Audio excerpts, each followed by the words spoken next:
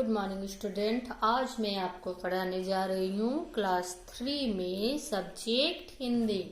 पिछली कक्षा में हम कृत धन के बारे में पढ़े थे, आधा हम पढ़ चुके थे और अब हमें आगे की जो कहानी है उसे हमें पूरी करनी है। हम यहाँ पर दीजिए तक पढ़े थे। आप पेज नंबर 20 निकाल लीजिए। तब पवन देव बट वृक्ष के समीप जाकर बोले, देखो बट, मेरी गति बहुत तीव्र है, मेरी अपार शक्ति का कोई सामना नहीं कर पाता। तुम अपनी शाखाओं, पुष्प पत्रों आदि से प्राणी जगत की विविध प्रकार से सेवा करते हो, इसलिए मैं तुम्हारे प्रति सदैव दयालु रहा हूँ। मैंने न कभी तुम्हारे पत्ते को झड़ने दिया, न फल फूलों को।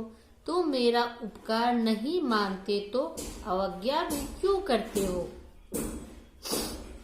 वायुदेव यानी कि हवा बट वृक्ष से कहते हैं कि तुम्हारे जो फल फूल जो पत्तियां हैं उससे प्राणी जगत की बहुत सेवा होती है, इसलिए मैं तुम्हें कभी नुकसान नहीं पहुंचाता रहा हूँ।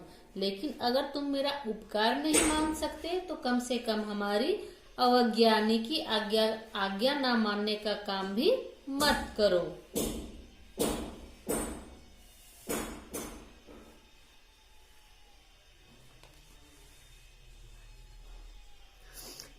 बट वृक्ष बड़े ही अभिमान से भरा हुआ था, मतलब बहुत घमंड से। वह सोचता था कि मैं तो बड़ा शक्तिशाली हूँ, स्वयं पवन में भी मुझे हिलाने की शक्ति नहीं। अतएव वह झल्लाकर बोला, चाहिए आप, मुझे व्यर्थ की बात सुनने की आदत नहीं। उसे लगता है कि हवा भी उसका कुछ भी बिगाड़ नहीं सकता। फिर क्या था, वायु का क्रोध अपने उफान पर आ गया। इतना तेज तूफान चला कि सारा जंगल कांप उठा। सभी वृक्ष, पशु पक्षी व्याकुल हो उठे। बट वृक्ष के चारों ओर तेज वायु का घेरा उठा। उस पर से सभी पक्षी अपने अपने घोंसले छोड़कर उड़ गए। शाखाएं टूट गई, पृथ्वी में समाई हुई लंबी लंबी जटाएं उखड़ गई।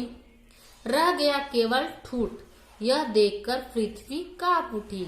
वह वायु से बोली, बस कीजिए देव, बस कीजिए, अब तो यह ठूठ ही रह गया है, इसे खड़ा ही रहने दीजिए।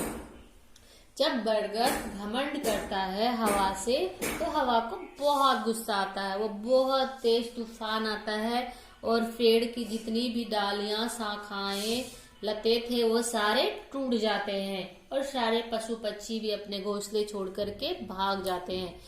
सिर्फ वो ठूठ बच जाता है, सिर्फ उसका तना बच जाता है। किसका? बरगद का। तभी पृथ्वी कहती है कि ऐसा मत कीजिए, अब तो इसे कम से कम खड़ा रहने दीजिए।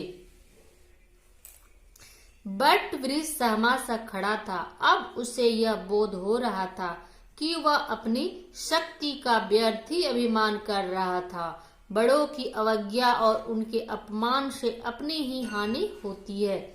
जो हमारे साथ भला करता है उसके उपकार को मानना चाहिए। दूसरों की उदारता को स्वीकार न करने वाला दुख ही उठाता है।